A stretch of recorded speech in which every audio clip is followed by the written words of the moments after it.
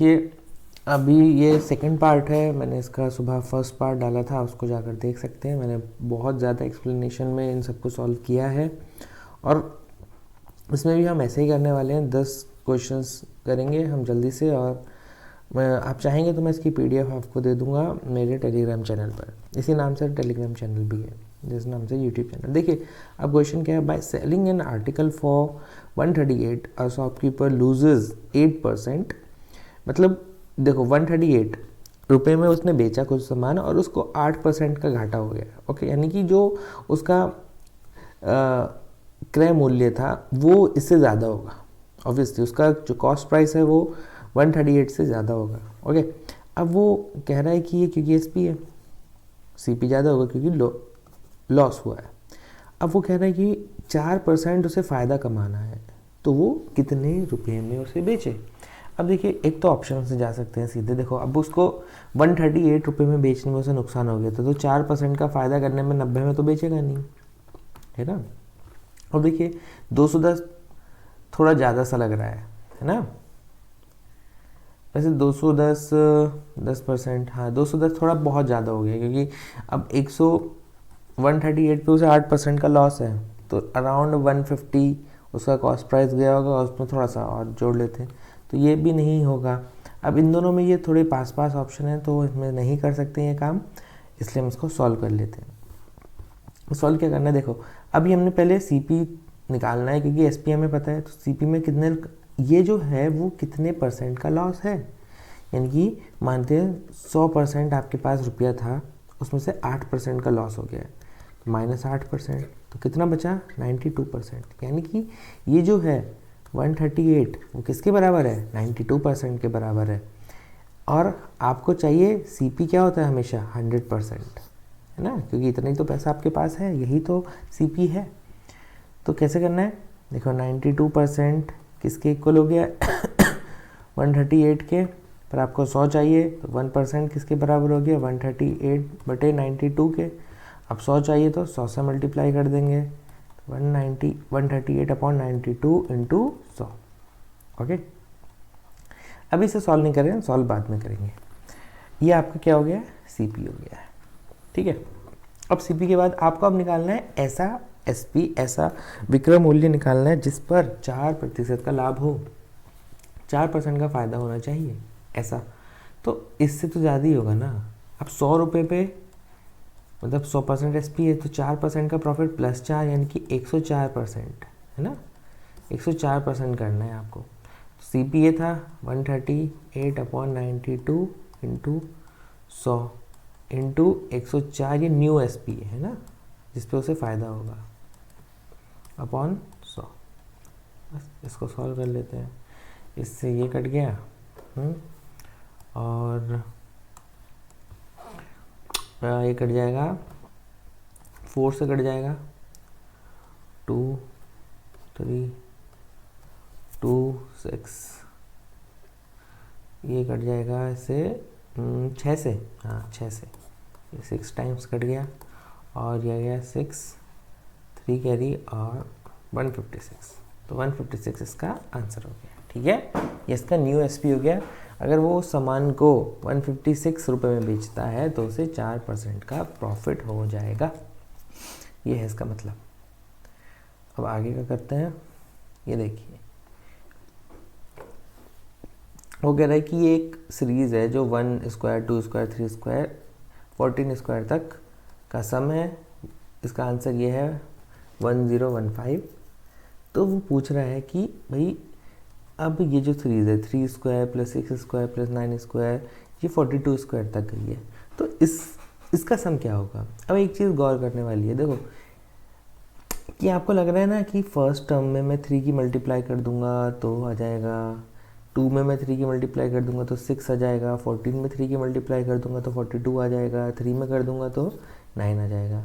लगा ये, तो बस यही करना है। पर यहाँ पर क्या है, स्क्वायर है, तो आपको 2 बार मल्टीप्लाई करनी पड़ेगी, या फिर उससे कॉमन ले लेते हैं, जैसा आप चाहें। ये लिखा है 6 स्क्वायर प्लस 9 स्क्वायर प्लस 42 का स्क्वायर। अब इसमें से देखिए, मैं जो आपको गिवन सीरीज़ है ना, मैं यही बना लेता हूँ, सबसे बेस्ट तरीका है। मैं ये गिवन सीरीज़ को ही बना लेता हूँ। इसमें से मैं बाहर ले लेता हूँ 3 का स्क्वायर, तो इनटू में बचा 1 स्क्वायर प्लस यहाँ से मैं 3 स्क्वायर कॉमन लेता हूँ, क्योंकि देखो 6 स्क्वायर का मतलब हुआ 3 इंटू 2 का होल स्क्वायर, यानी कि 3 का स्क्वायर गुणा 2 का स्क्वायर। बस इसमें से मुझे 3 का स्क्वायर बाहर निकाल लेना है, इंटू 2 का स्क्वायर। सेम 9 के स्क्वायर के साथ करेंगे, 9 का स्क्वायर इक्वल्स टू 3 इंटू 3 का होल स्क्वायर, यानी कि 3 स्क्वायर इंटू 3 स्क्वायर। 3 स्क्वायर इस जगह भी मिल गया हमें, 3 square into 3 square dot dot dot. Same काम ऐसे करेंगे 42, यानी कि 3 इंटू 14। अब दोनों सब तरफ स्क्वायर है तो स्क्वायर स्क्वायर, तो 3 का स्क्वायर इधर भी मिल गया और 14 का स्क्वायर। अब देखिए 3 यहाँ भी कॉमन है, यहाँ भी है, यहाँ भी है, यहाँ भी है, तो 3 स्क्वायर को सब जगह से ले लेते हैं। तो 1 square plus 2 square plus 3 square dot dot dot 14 का स्क्वायर। ओके, ये आपको मिल गया। इसकी वैल्यू आपको पता है जो कि गिवन है, यानी कि 9 इंटू 1015। सिंपल। अब इसको मल्टीप्लाई कर देते हैं। 10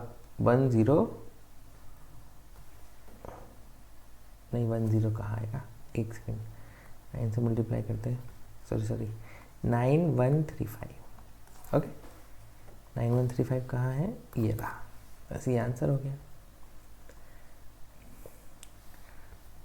1000 boys and 600 girls are examined in a test, मतलब 1000 लड़के और 600 लड़कियों का टेस्ट हुआ एक।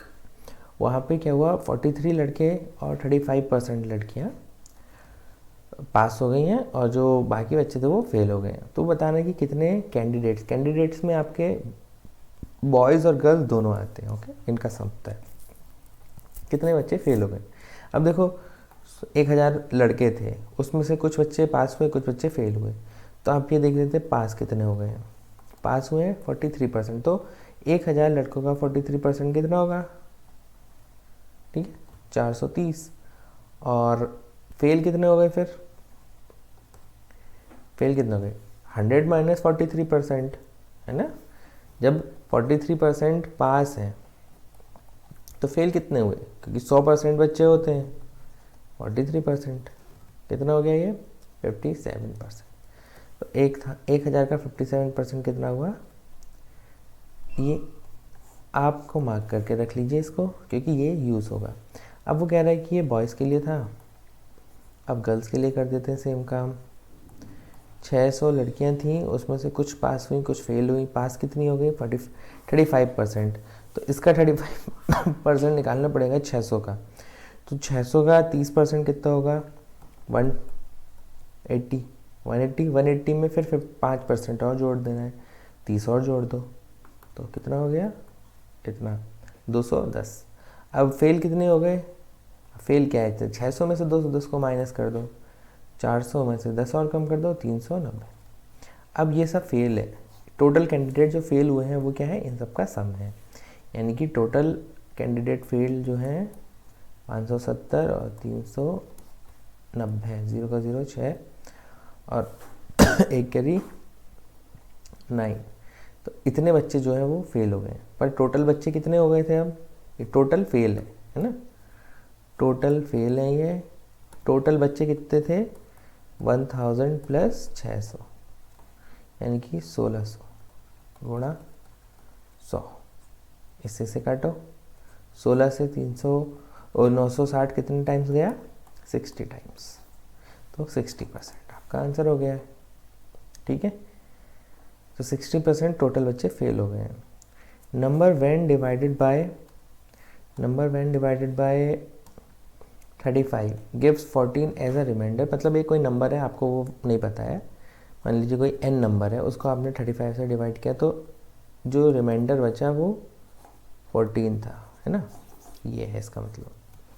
अब what will be remainder when the number is divided by 10। अब देखो सबसे बढ़िया तरीका है कि सबसे छोटा नंबर मान लेते हैं, खुद बना लेते हैं ऐसा नंबर जो 35 से डिवाइड होने पर 14 दे दे। तो सबसे बढ़िया क्या है, देखो 35 इंटू 1 प्लस 14 यानी कि 49। तो 49 एक ऐसा नंबर है जो 35 से डिवाइड होने पर 14 देगा। अब इसी 49 को आप डिवाइड कर दीजिए 10 से, आंसर कितना आया, रिमाइंडर कितना बचा, आंसर से मतलब नहीं है, रिमाइंडर कितना बचा 9, यही आंसर मिल जाएगा यहीं कहीं। ठीक है, अब उसने एक और ऑप्शन दे दिया है 4, तो एक बार और चेक कर लेते हैं, देखते हैं क्या चक्कर है। इसको अभी हमने इवन ऑड नंबर से मल्टीप्लाई किया था, तो एक बार इसे इवन नंबर से और कर। अब ऑप्शन में नहीं होता, देखिए अगर गुंजाइश नहीं होती 4 की तो वो 4 नहीं देता ऑप्शन में, तो 9 ही सही हो जाता। अब गुंजाइश है तो एक बार और चेक कर लेते हैं, एक बार इसे ऑड नंबर से किया था, यहाँ पे ऑड था ये नंबर, अब एक बार इवन नंबर से कर लेते हैं। तो 70 + 14 यानी कि कितना हो गया, 70 + 14 यानी कि 84। तो 84, अब 84 को डिवाइड कर दीजिए एक बार 10 से, तो आंसर आया आपका 4। तो ठीक है, तो अब इनके अलावा तो कोई नंबर होते ही नहीं है ना। 35 में एक बार हमने इवन मल्टीप्लाई कर दिया, 35 में एक बार हमने ऑड मल्टीप्लाई कर दिया, इसके अलावा तो कोई और केस बनेगा ही नहीं। यानी कि एक बार आपका 4 रिमाइंडर बच रहा है और एक बार आपका 9 बच रहा है, यानी कि तो ये आंसर हुआ आपका दोनों सही, ये 4th वाला आपका करेक्ट आंसर है। ठीक है, अब आती है 2 parallel chord A B and C D are drawn in opposite direction of centre of a circle. देखिए एक सर्किल बना लेते हैं, एक सेकेंड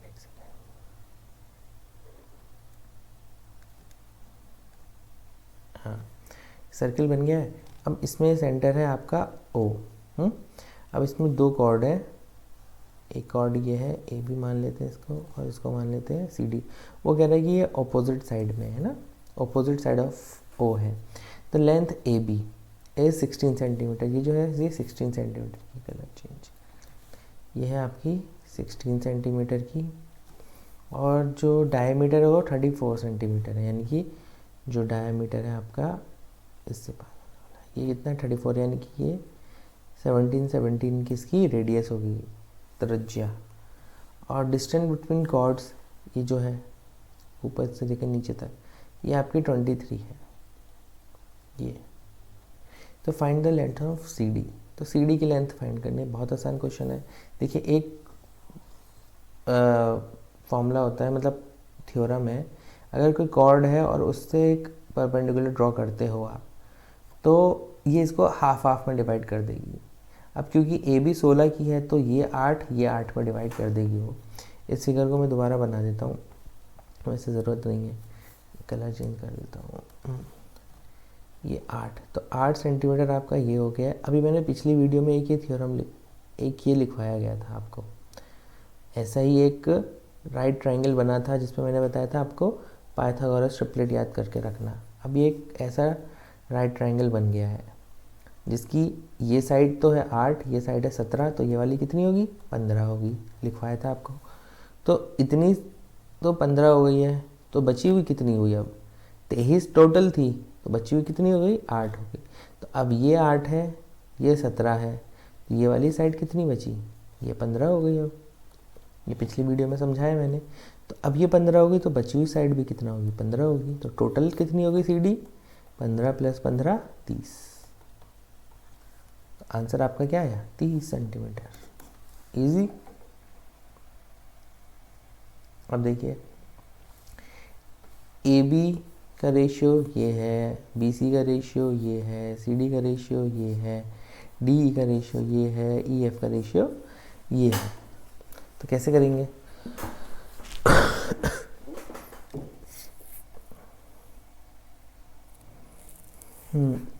देखो सबसे बेस्ट तरीका बताता हूँ मैं आपको, रेशियो कॉमन कर लेते हैं, उससे हो जाएगा काम। ठीक है, रेशियो कॉमन कर लेते हैं, क्योंकि अगर मैं इन सबकी मल्टीप्लाई करता हूँ, एक तो ये तरीका होता है, अगर ए बी सी डी और ई एफ ये आपको रेशियो गिवन होते है ना कहीं, तो इनकी मल्टीप्लाई कर सकते थे डायरेक्टली, और इनके जो आंसर्स होते हैं उनकी भी मल्टीप्लाई हो जाती है आपस में, और वही आपका आंसर हो जाता है। पर क्योंकि ये देखिए ये ऐसा नहीं है, ए बी यहाँ बी यहाँ भी है, बी यहाँ भी है, सी यहाँ है, सी यहाँ है, डी यहाँ है, डी यहाँ है, ई यहाँ है, तो यहाँ पे ये वाला कॉन्सेप्ट नहीं लग सकता है। तो इसके लिए सबसे बेस्ट तरीका है कि आप इन सबकी इंडिविजुअल वैल्यूज़ निकाल लीजिए। ओके, कुछ बच्चे ऐसा करके आएंगे क्योंकि वो उसको यही रटा हुआ है, बहुत जगह यूज़ होता है क्योंकि। तो करना कैसे है, ए की वैल्यू यहाँ 3 है, बी की वैल्यू यहाँ सॉरी ए की वैल्यू 1 है, बी की वैल्यू 3 है, और पर बी की वैल्यू यहाँ पे 2 है और सी की वैल्यू 1 है। तो यहाँ पे 3 है, बी की वैल्यू यहाँ पे 2 है, यानी कि इसको इक्वल बनाना पड़ेगा। इसे 2 से मल्टीप्लाई कर देते हैं, ए बाई बी को 2 से, 2/6 हो गया। अब बी बाई सी क्या हो गया आपका 6/3 हो गया, क्योंकि इधर 3 से मल्टीप्लाई करनी पड़ेगी और रेशियो में सेम नंबर से ऊपर नीचे मल्टीप्लाई की जा सकती है। ठीक है, अब यहाँ पे देखिए, यहाँ पे c की वैल्यू कितनी होगी अब 3, और इस जगह c की वैल्यू क्या है, इस जगह पे 1 है, दूसरी जगह पे इस जगह अब क्या हो गई है 6/3 हो गई है यहाँ। तो अब इधर के c/d को भी हम 3 से मल्टीप्लाई कर देंगे, तो ये कितना हो गया इंटू 3, तो c/d कितना हो गया 3/6। अब d की वैल्यू एक जगह तो 6 हो गई है और दूसरी जगह d की वैल्यू कितनी है 3, तो इस जगह आप 2 से मल्टीप्लाई कर दो ऊपर नीचे, तो d/e की वैल्यू कितना हो गई 6/2। अब इस जगह e की वैल्यू क्या है 1 है, पर इस जगह e की वैल्यू कितना हो गई है 2, तो इधर भी 2 से मल्टीप्लाई कर डालो, यानी कि 2/8। तो साफ हो गया है, a की वैल्यू आपकी है 2, b की वैल्यू आपकी है 6, c की वैल्यू आपकी है 3, d की वैल्यू आपकी है 6, e की वैल्यू है आपकी 2 और f की वैल्यू है आपकी 8। अब सिंपल है, a b c ऊपर चाहिए, तो 2 × 6 × 3 डिवाइड करना है सी ई डी एफ से, 6 × 2 × 8, बस 6 गया, 2 से 2 गया, तो 3/8 आपका आंसर आ गया। ओके, बस रेशियो सेम करना था और कुछ नहीं है। व्हाट इज द वैल्यू, तो बोर्ड मास का क्वेश्चन है। बोर्ड मास में सबसे पहले क्या सॉल्व होता है, ब्रैकेट्स, फिर ओ से आप मान सकते हो ऑफ। अब इसमें बार भी आ जाता है, इसको ब्रैकेट से पहले ब्रैकेट के अंदर क्या सॉल्व होता है, बार, उसे वी से वर्मिसल कहते हैं, कुछ ऐसे कहते हैं, PODMAS। ठीक है, फिर division, multiply, addition, subtraction. Okay, यहाँ पे ऑफ तो है नहीं ना, ब्रैकेट है, कुछ नहीं, तो सिंपल है। तो सबसे पहले हम डिवाइड करेंगे। डिवाइड में सबसे बढ़िया तरीका बताता हूँ, डिवाइड को कभी ऐसे स्टार्ट मत करो, डिवाइड को हमेशा अपॉन में लिख लो। इसको मैं 7 × 1/8 × 4 लिखूँगा। ओके, अब इस 4 से ये 8 गया 2, तो 7/2 इसका आंसर हो गया। इतने पोर्शन का आंसर हो गया आपका 7/2। ठीक है, इतने पोर्शन का आंसर हो गया आपका 24। अब इसके आगे तो 2 लिखा है, ये वाला 2 मैंने उधर लिख दिया है, 24 हो गया। इतने पोर्शन का आंसर हो गया 6, इतने पोर्शन का आंसर तो 2 है ही, तो 2 साइन एज इट इज उठा के रख दो, 6 - 7/2 -24 + 2।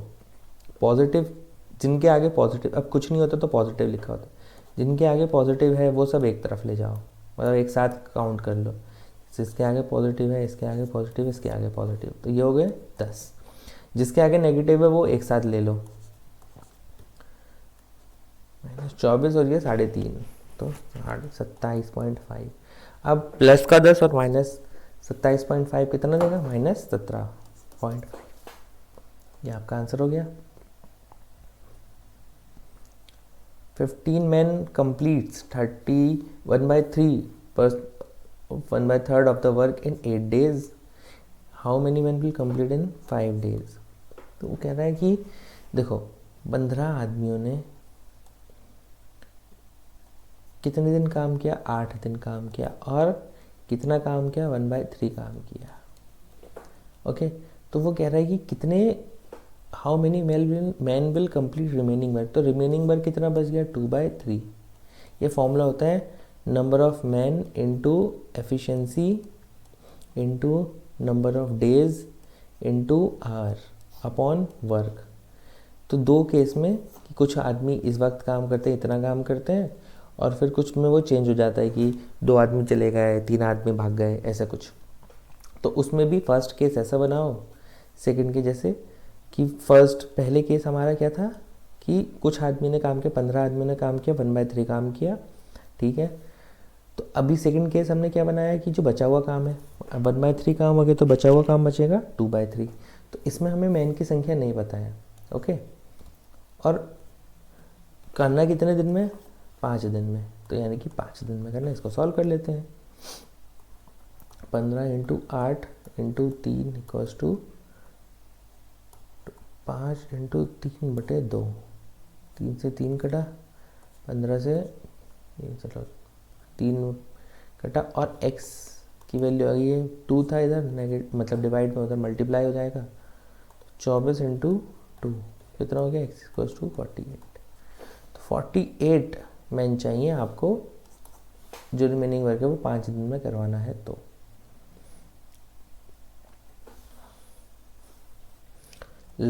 सम ऑफ स्मॉलेस्ट कंपोजिट नंबर, देखो कंपोजिट नंबर वो होता है जिसके 2 से ज़्यादा फैक्टर होते हैं। प्राइम नंबर वो होता है जिसके एग्जैक्टली 2 फैक्टर होते हैं, ओके, 2 फैक्टर्स बस। एक वो नंबर खुद और एक 1।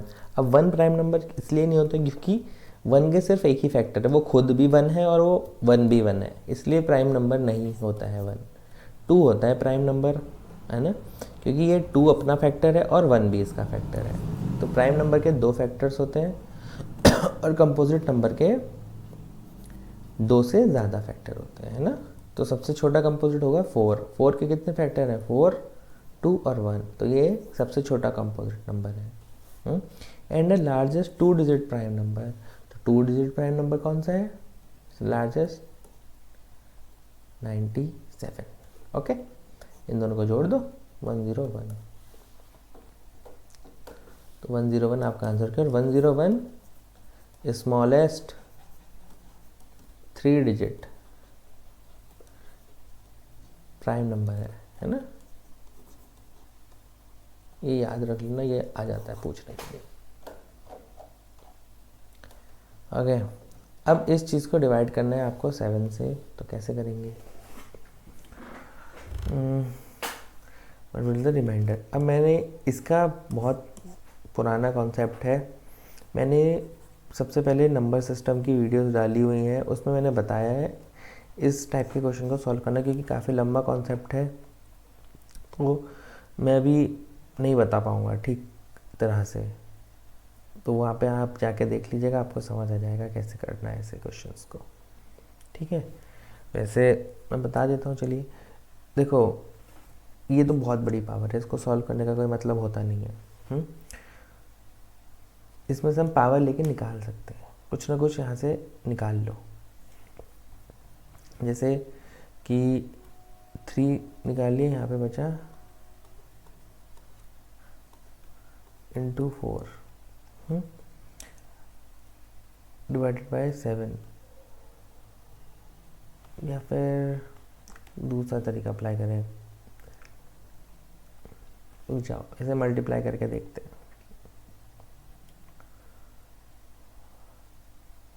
3, 3, 9, 22, 21,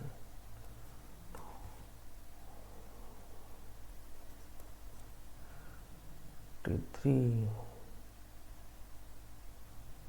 ठीक है।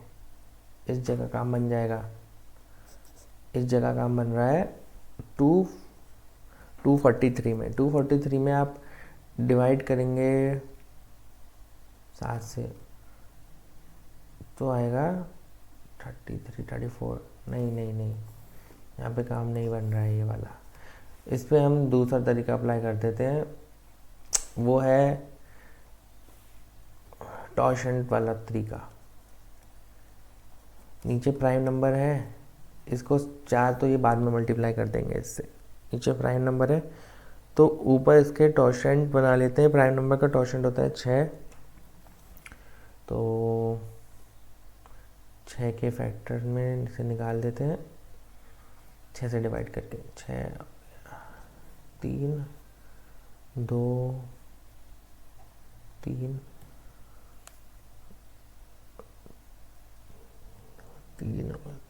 5, 1 बचा, तो देखो 2010 को एक बार और चेक कर लेते हैं भाई, गड़बड़ ना हो जाए। 3 21 फिर 3 3 1 5, हाँ ठीक है, हाँ अब सही है। टॉशेंट है तो 3 इंटू 3 के बाद 6, 335/7 इंटू 4।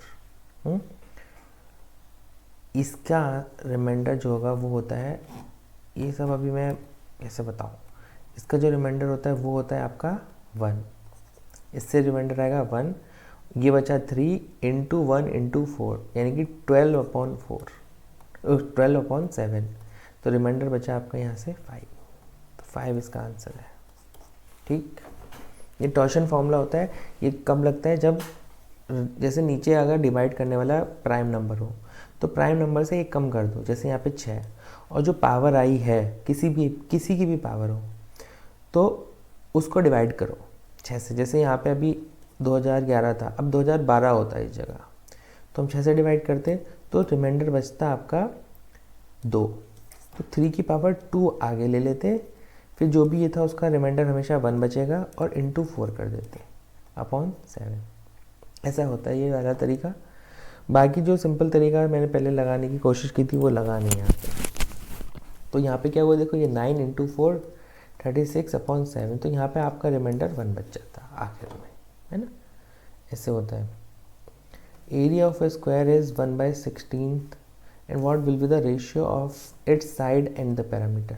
देखो एरिया आपका क्या होता है, ए स्क्वायर, तो ए स्क्वायर आपका कितना है 1/16, तो ए की वैल्यू कितनी होगी 1/4, स्क्वायर रूट ले लिया दोनों तरफ। अब वो कह रहा है कि ये साइड हो गई, तो वो कह रहा है अब पैरामीटर कितना होता है, पैरामीटर होता है 4 इंटू साइड इक्वल्स टू, यहाँ पे क्या होगा पैरामीटर 4 इंटू 1/4, यानी कि आपका आंसर आया 1।